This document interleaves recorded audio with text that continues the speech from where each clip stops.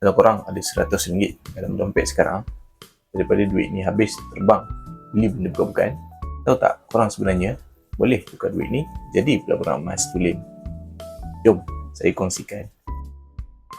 Pesan mentor emas saya, Tuan Muhammad Zulkifli Syafi'i, benda paling penting ialah mula dulu walaupun dengan modal yang kecil. Sebab apa? Selagi kita tak mula membeli, selagi itulah susah nak faham macam mana dapat terajang ilmu emas ni. Orang yang dah mula bertindak confirm akan faham jauh lebih cepat.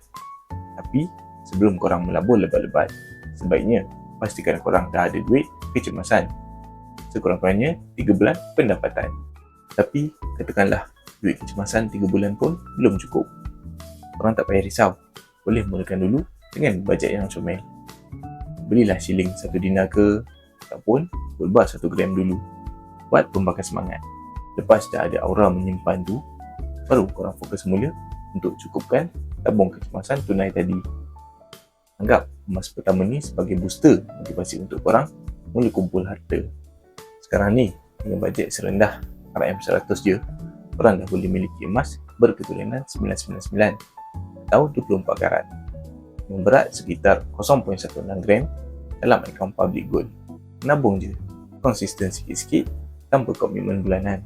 Bila gram emas dalam akaun tu dah terkumpul cukup 1 gram dan ke atas, waktu tu korang dah boleh terus withdraw, keluarkan dalam bentuk gold bar fizikal yang berkilat.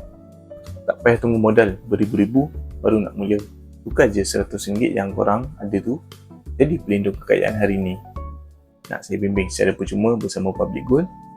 Korang pergi rujuk pin video dekat profil saya sekarang, ataupun terus klik link dekat bio.